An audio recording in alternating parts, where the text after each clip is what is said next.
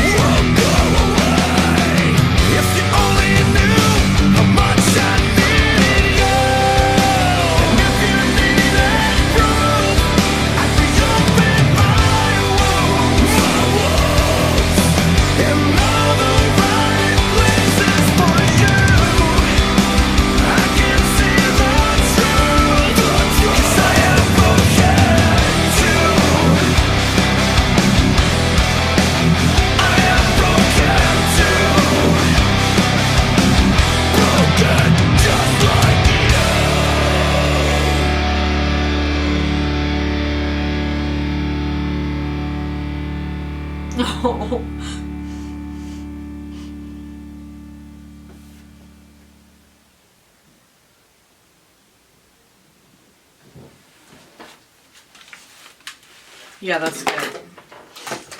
That's It's a hell of a thing to feel that brokenness and not feel like you have anyone to help you.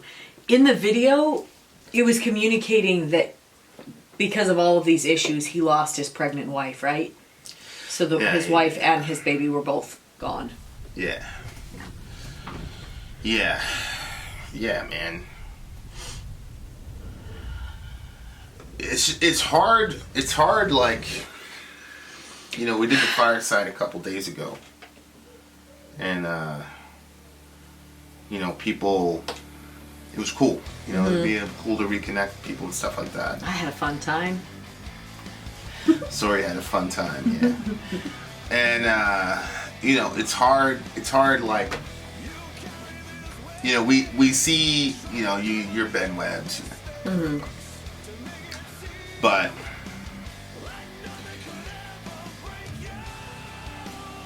whenever I hear people, and I want people to express it, but when I hear people say, "Oh man, I really needed this," or "Oh man, you know," like I'm always like, "Damn, we should do it more," you know? Yeah. Because it's and it's not just for them; it's for us too. It's good for us, you know. And a lot of people, you know, it's weird. We did a lot more like when we first started the channel, and I feel like it's more. We had less going on then. Yeah, we had a lot less. To be going honest, on, but you know, yeah, our life, yeah. The Firesides, that's where we live stream. Yeah, it's just a and live they're stream. like, they don't feel like work. Right. It just kind of feels like we're just hanging out and chilling with friends. Everybody's yeah. having a good time. Yeah. You know, it's. Now some people end up in the block party, but. Yeah, Zonia. Yeah, Zonia will put them on timeout. Timeout. Zonia. Get too crazy. Well, you know, there are a couple people that were like spamming song requests and stuff, which is fine. Like, I get it, we're reactors, you know what I'm saying? Mm-hmm. But like, that's not really the point of the Fireside. Yeah. So, and I didn't ask her to do it, but like, she was kind of picking up on the vibe, like what we were trying to do. So she took the initiative and did it herself, and I'm very, very grateful for it. But it was just a great. Yeah. It's very, very hard to have friends like literally all over the world and know that, you know, people are really struggling and lonely, and we've got people, and you know, as you go through somebody left a comment like, "Oh, you guys are down to earth and you're good with your fans and all that," and I'm like, I didn't respond to it because I was in the middle of something, but I think I found it. I put a heart on it, I think. yeah, like, but these are our friends. Like, we, you know, some of these people, like, we talk to you on a daily basis. Yeah, but not all of them. Right. Like, we talk to some of them, but it's a very small percentage compared to how many people watch our videos. Yeah. So there's lots of people that watch our videos but don't have a conversation with us. Right. But in a sense, like, you know, they'll express to us that they feel like we're, like, just chilling at a bar or sitting at the table over coffee together. Yeah. And, like, we feel like that, too. Like, when we're talking to the camera, like, I don't feel like it's just us. Like, it's us, all of us. So, I actually wish that there was a way to live stream where I always think of this, where there was, like, a panel so people would, like, come into the panel, but it would, you only can stay for, like, 5 minutes and then it'll flip, and the panel is 10 more people, and then it flips and there's 10 more people. Yeah. I just think that would be cool. Yeah, it's just, like, that was one of the biggest things we started a channel, was, like, a lot of, like, you know, and I've thought about this, like, there's gonna come a day when we do our last reaction video, right? And so, but I still think we could still live stream, you know? Especially, we'd have a lot more time in our hands, you know? But yeah, it's just, it's hard feeling like you have... See, I don't see us doing our last reaction. I see us doing, like, even if you slow down, like now we do 2 videos a day, but like even if you slow down significantly, it was once a month, it's still there, you know what I mean? Yeah. Well, I would still, like, for me personally, I'd like to do, like, yeah, we'll talk about that offline, but I think the thing for me is just like you have people that we've made these connections with over the years, and it's like people are alone, or people are lonely, or people aren't visiting them, or Yeah. that's the, you know, we had a guy, he had COVID and he was in a pretty bad situation. He made it out. I haven't heard from him in a while. I did. I reached out to him. He's good. Okay, so His health like is good. there's so many people I want to get, like, I mean, I think he's lonely, but you know, yeah. just get your arm around and be around him, because people have been so helpful to us, you know, like whether it's a comment or a, hey, this helped me, or hey, have you thought about this? And, you know, to know that people are going through hard times like that and you can't like physically like be around there to help them is tough. You know, because I remember when I was going through my stuff, you know, like, you know, I had Dr. Petzel, you know, I knew my mom was praying for me, even though we're at war with each other and all that. And the song is kind of crazy, where he's talking about like, I'll reopen my wounds.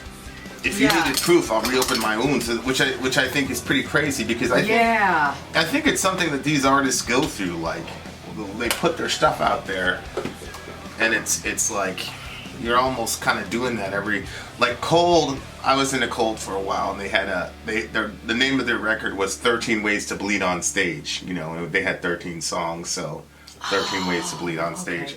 It was brilliant, but it's like that's a cost that these guys pay that fans don't think about, you know. Like the first time it really popped in my head was Jonathan Davis. They were doing the third record with Ross Robinson, and like Ross got him off of his meds, and he did all types of crazy shit, you know, and it was like one of the first, and Jonathan was saying that his therapist was like livid and angry, and like, this guy should, you know, like, and like it was one of the first times I was like, wait a second, like there is an actual cost to this music, like, you know, like the Daddy song is like this massive song for us, but it's like it's you know, it's really like opening a wound that he had to, you know.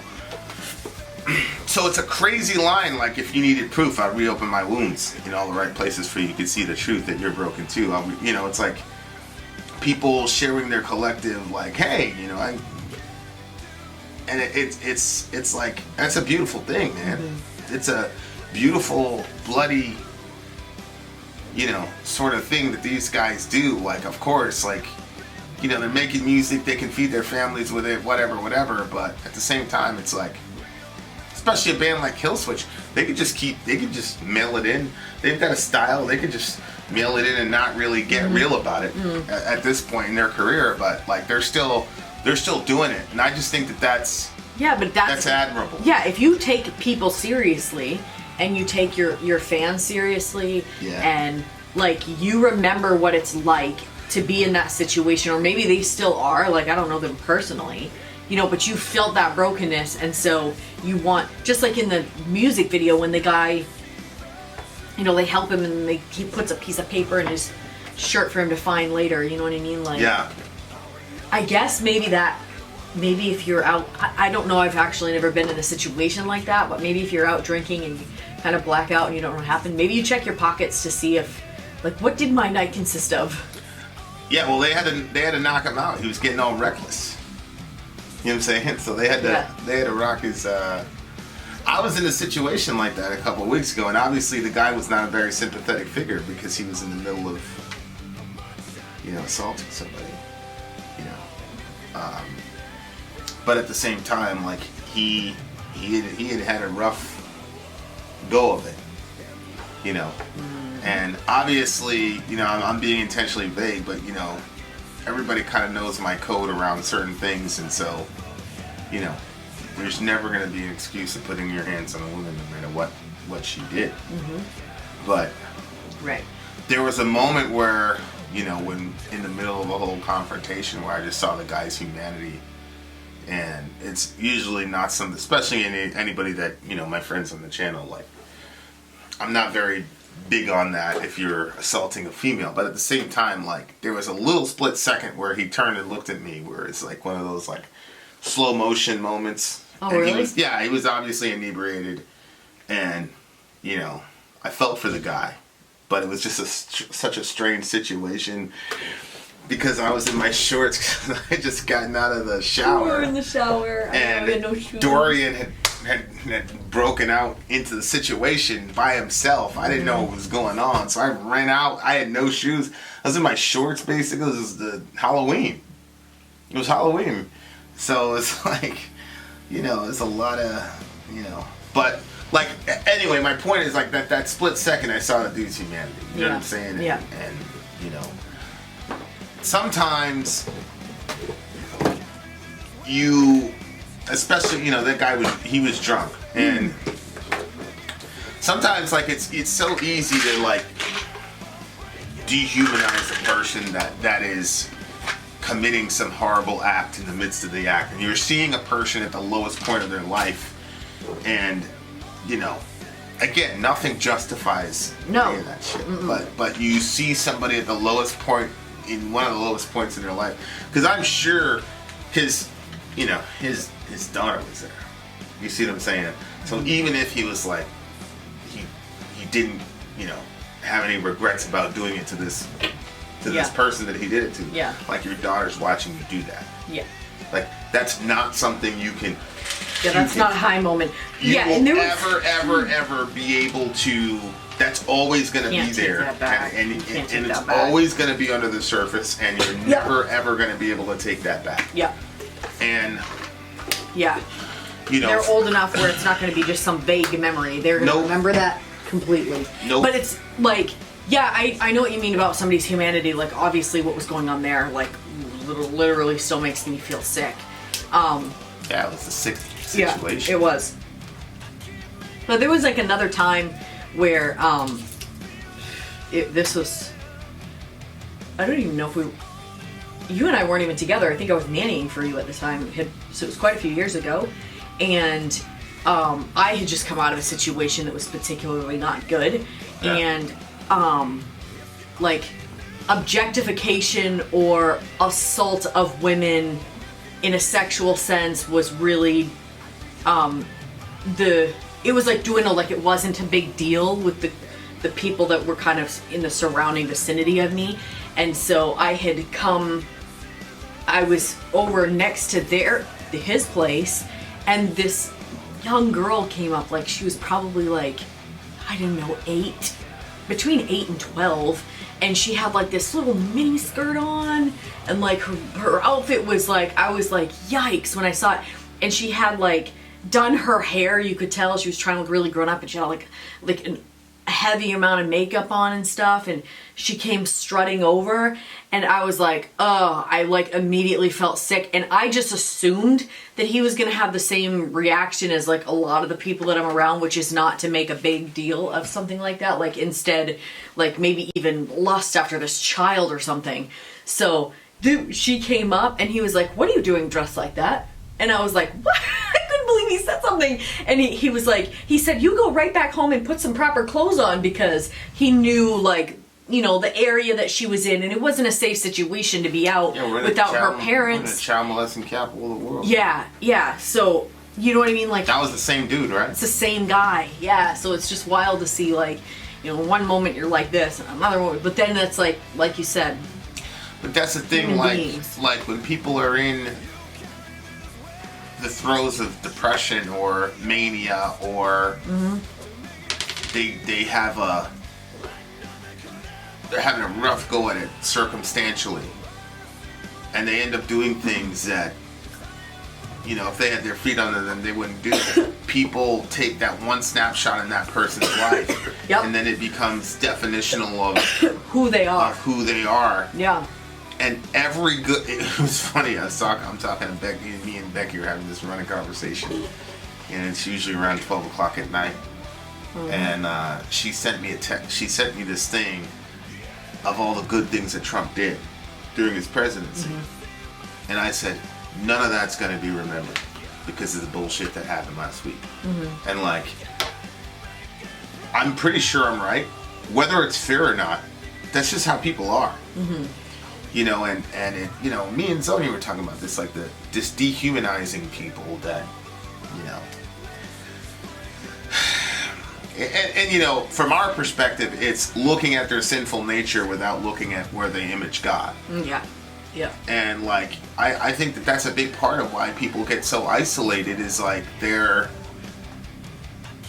you know, they're struggling, they're depressed, whatever, they get on drugs, whatever, or a girl gets on, you know, hooked up on drugs, and then she ends up in a car doing all types of crazy shit, you know, because she was hooked up on, and it's like, they're never able to kind of like, you know, outlive that, and then it creates more depression and more self-destructive behavior, and it's like, there is a sense in which you need to judge people out of killing themselves. Like, you need to say, like, this is terrible, this is that. You're making a judgment, this is bad. And then you say, you're worth more than that, blah, blah, blah. But there is a sense in which you can judge people into killing themselves, which is, you know, you're this, you're that, you're a junkie or a whore, blah, blah, blah, blah, blah, blah. You know, and so it's like, there's not a lot of people who are willing to, you know, put the letter in the pocket when the guy is, because the guy was obviously wrong, and that's why they had to knock him out. You know, but you know, I've talked about this before. The video where the guy was trying to drive home drunk, and his friend was like, "I'm not gonna let you do it." And then the guy was like, "Ah, what?" And his friend was like, "Listen, I'm doing this because I love you, nigga." Right. It's two black dudes. Yeah. And he you know, he mixed him up, and then he put him in a rear naked choke. He put him he knocked him out, and then he put him in the car and drove him home. Like, that type of like, Let's see if I can find it. love. I swear to God, I love you. And I swear to... Oh, damn. And I swear on everything. I swear, please do not... Listen, I love you. I love you. Get my phone. You Get my phone from that nigga. Listen. Get my phone from that nigga. Chill. Get my phone from that nigga. Chill. Yo, get my phone from that nigga. Chill, brother. And I promise you, when you see this, brother, I swear I love you, my nigga. This is not no other shit. This is not no other shit. Please. I'm sorry. I swear to God I am. I swear. No, he's okay. He's breathing. Where's my phone? He's breathing. That to me was just like the perfect balance, because he wasn't saying, "Hey man, I'm not judging you. If you want to drive drunk, man, that's completely fine." Hey. He wasn't saying that. He's like, "Nah, bro, you're not driving. Period. Like, you're not gonna drive home." And then he knocked him out. But like, and he goes, "When you see this, you know I did this because I love you," which is not something dudes say to each other. Yeah. And I think that's a big thing, man. Like, dudes need to, like, you know, I think it's important. We gotta express that to each other. That's why I'm very affectionate with the boys. You know what I mean? Like, it's really, really, really important. You know. So, Jamie, I love you, but you know, it's tough. People are going through a lot of shit, and then just watching that video was just hard, bro. Yeah. I'm never gonna watch this video again. It's just. Yeah, it was a tough watch because he was struggling and he was by himself, and like when he was in the shower and stuff, it's like, Yeah, I remember those days. I was thinking about you. Yeah. I remember those days a lot, man. I remember driving on the wrong side of the road, all that shit, bro. Yep. I was thinking of you on that part too. So it was hard. So it's And like, people look at us now and they're like, "Oh, they're so lucky, they have each other, all cute, blah blah blah." Yeah. But like, we haven't always been together. Like, that's a, you know, relatively recent thing. You know, within the last few years we got together. So there was a lot of struggle, and like, you know, you could have thrown in the towel a lot of different points in time, and you didn't.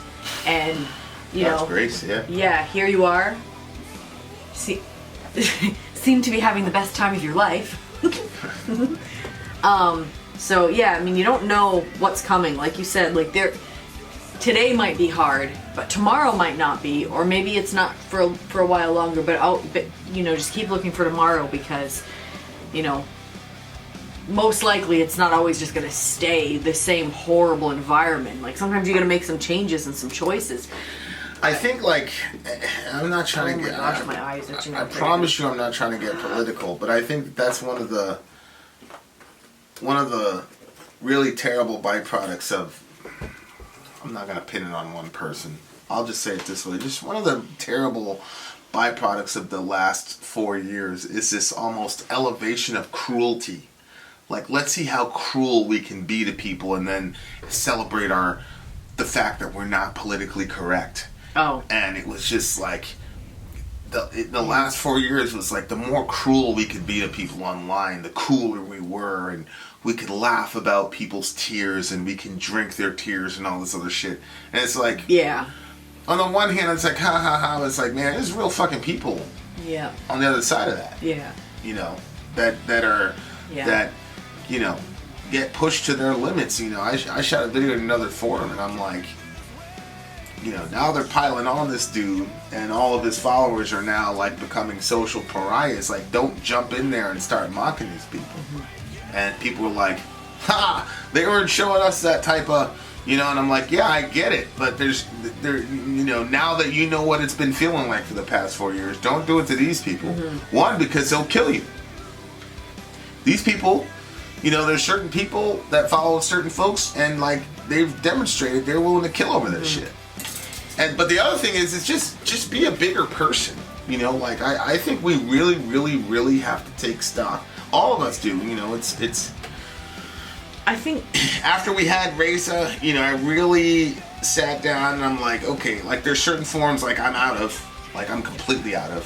Mm-hmm. You know, like, people hit me up like, yo, we want you to do blah, blah, blah. Can you do this? Yada, yada, yada. Mm-hmm. And I was like, you know, whatever. Like, there's certain forms like, yo, I'm out. Mm-hmm. Period. Because I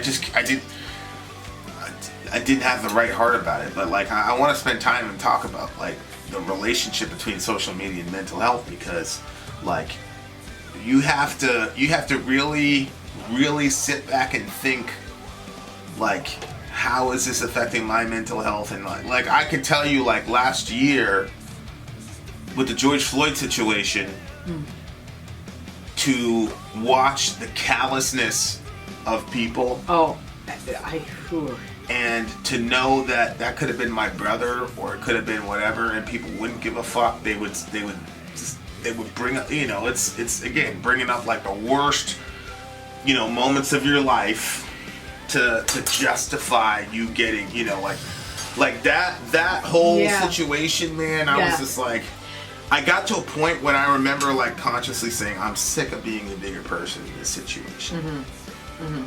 Because when you're around a neighborhood like this, or an area like this, you always have to be the bigger person and let shit go. And I'm like, fuck this shit, I'm not letting nothing go. And it was like, I didn't care. You know what I mean? And it was like, I look back and I'm like, and I truly didn't care. And, you know, to some degree, I probably still don't. But I'm like, yeah, but, like, is that the type of person you want to be? Like, there's some people that are just never going to be able to understand what it's like to be you. And even people that think that they're your friend, and you'd say X, Y, and Z happened, they're like, like, all that shit was just like, it was coming from the left side and the right side. And there were both these blind spots, and you're sitting there going, are you fucking kidding me? And then, oh, you ended up being the victim because somebody said something crazy about you on Facebook. Like, are you crazy? Like, oh, well, you're mad at me because I said blah, blah, blah. This motherfucker, he's dead. Like, what are you talking to? You're the fucking... And it was just like...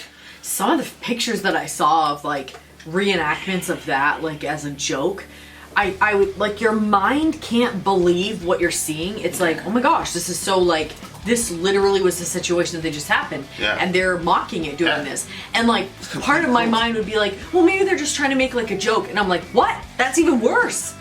Like, there's nothing that you can, like, when you see those pictures, there's, like, literally no positive way that you can spin that so it's not, like, as sick as it is. It's completely evil. Yeah. It's completely evil. Yeah, it really and is. It just wasn't good for my, you know, like, even being able to say, I don't care how any of you feel about it. Like, I got, but it just wasn't good for me overall. It's like, I'm not the type of person I want to be. I don't think that you should create environments where everybody agrees with you everywhere you go and nobody disagrees, because I think that doesn't create a healthy human being either.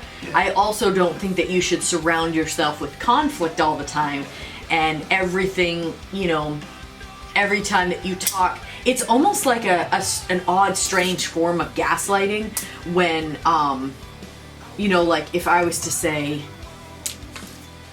you know, obviously this is a debatable thing, but the sky is blue, you know, and everybody's saying, nope, the sky is whatever, you know, like, Yeah. or let's use the 2 + 2 = 4. If I'm saying 2 + 2 = 4, please don't do that. The babies come around in here and somebody can, we've got too many little ones.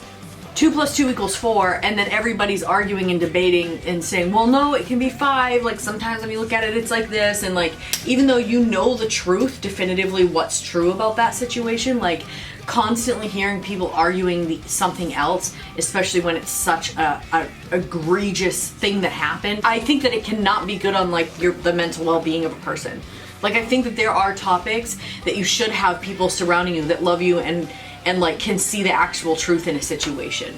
Yeah, I think, you know. You can call evil evil and good good and have those lines of separation. Yeah, I think, you know, especially now because we're all inside or whatever, you're forced to, you know, hang out in virtual spaces, that managing your mental health on the social media platforms is extremely important now. Mm-hmm.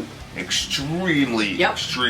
And I think... And managing it for your kids, too. And I just think it's a blind spot for a lot of people. It's a blind spot for a lot of people because people, I don't know. I mean, I think I'm like this. It's like, people take the internet as like not the real world. It's like, well, it might not be the real world, but it definitely has real world effects and ramifications. It does. And so you gotta be able to watch that. And yeah, I agree. Like, the echo chamber thing isn't good, but at the same time, it's like, most of us in the quote-unquote real world don't spend hours and hours in the real world in armed combat with people. Mm-hmm. Most of the time, you're around your friends. You know what I'm saying? Yeah. So, you know, I think like So yeah, I made some decisions. It was kind of like, I want to be in position myself in situations that's going to help me to be the person that I want to be. Yeah. You know what I mean? Absolutely. And I'm pretty confident in my perspectives on things. You know, I mean, people know me, like, you know, I can do the organized, moderated debate thing. I can do that all day. But, you know, I don't have to be the you know, there's a particular form where people are like, oh, this person, like, oh, we need you to shoot this video for this blah blah blah. It's like, oh, you're the, like, I don't feel the need to be the, you know, whatever. Like, you know, so I think it's important because the mental health aspect of the internet thing, I think is a blind spot that's like, you know, really screwing with a lot of people. And I just couldn't help it, you know, when he says, you know, I'll reopen my wounds. I just saw, and you know, Jesse Leach is a Christian, and he's a singer, and he's the one that wrote the lyrics on the CD. But like that, I'll tell you what, man, you know, the brutality of the crucifixion. You know, I'll never forget. You know, Ian asked me one time, like, why did, you know, Jesus have to get tortured and blah blah blah. You know, and I gave him an answer is because, you know, yeah, like a guy who participated in the Holocaust could be forgiven, but that forgiveness has to be expensive, right? Like God can't just go, oh yeah, man, you gas all those Jews, yeah, man, come on in, you feel bad for, come on, like that, the brutality that happened to Jesus, like is God saying that guy that you killed in that gas chamber was worth everything, and so to forgive you, I'm gonna have to give everything. Right. But the other side of that I never really talk about is like relating to a God who literally knows how you feel and literally has scars and things like that, and you know, and the millions of times I've come to him, and the millions of times when he's been like, I know, and I know that he knows, like, it's just been, yeah. So that, you know, I'll reopen my wounds in, you know, to see the truth. Like, that has been like something that's carried me through so many nights and days. You know what I mean? Like, and is one of the reasons why I'm like, I must be like very, very high on his list of favorite people. Just because the fact that I keep going back to that and keep getting that same comfort and support, like, it's crazy to me since I started having, you know, scars on my body or whatnot. It's just been very, you know, I'm very, very grateful. I always say, like, this is something I've said a bunch of times since the channel, and something I've never said before the channel. I'm very grateful that I get to believe this stuff. Yeah. Because I see so many people, and they whatever, for whatever reason at this point in their life, whether it's like they mockingly can't believe it, or it's just a big joke to them, which to me, like, I don't even get, it's funny, like, I don't get insulted when people, like, mock the, you know, religion, where I'm like, yeah, man, okay. Like, and I don't want to, like, condescendingly say I pity them, because, you know, most of the time I don't, to me, I'm just like, yeah, man, but I see what you're saying. I know it sounds crazy, but it's just objective reality to me, man. But at the same time, I'm like, if I never experienced something like that, and I saw somebody talking about that stuff, I'd be like, weird too. You know what I'm saying? So, you know, like, I understand it. I don't want to say, oh, I pity people, like, you know, but I'm just very, very grateful that I get to believe this stuff, and that I get to experience this stuff, and I truly believe that my God suffered with me and knows what I'm going through, and chose a very bloody way of leaving this, of atoning for my sin, so that, you know, when you know, you have those dark nights and things like that, man, it's saved me many a night, many a night. So shout out to the homie. I feel like I'd be like one of those people if I didn't believe it, and then somebody was like finding so much comfort in it, it would probably like annoy me. It would annoy you? It might annoy me, like if I couldn't find the comfort in it and like they could, and like, that's strange. Why are you gonna believe that? And then because I would want the help too. Oh, I see. Oh, that might explain some people. Okay. I see that. Okay. What do you get the song? I think that I would probably have given it a 9 something, but I'm gonna bump it to a 10 because it's very important, and I really like the message of saying I was broken too. Like, yeah. Because we all have scars in different ways, and we all have different things that we've been through and that we've dealt with, and I think that sometimes we can kind of like put up the walls and not show each other our own humanity, and yeah, especially for me, like, I think that I kind of had like this, you know, like, you used to call me Judjo, you know what I mean, like, kind of like that, but then like I have scars too, like, look, I need help too. You know what I mean? And I think that that's important. I think it's important to be able to have that level with each other, and know when to tell your story. Yeah. So anyway, so 10 for me. Yeah, it's a 10 for me. It's a little bit short. I was kind of surprised. What was it, 3 minutes and 30 seconds? Something like that. And just, where was it? Let me see. It was a little difficult to... Yeah, it's like 3 minutes and 15 seconds. Yeah. I mean, but I loved... It was less than that because, you know, they had the suicide hotline. Hopefully the video doesn't get broken. They put the suicide hotline on there. And also, I think the number... I think it's probably the same one. Yeah. Yeah, they put the suicide hotline number on there. And hopefully you guys call that number, man.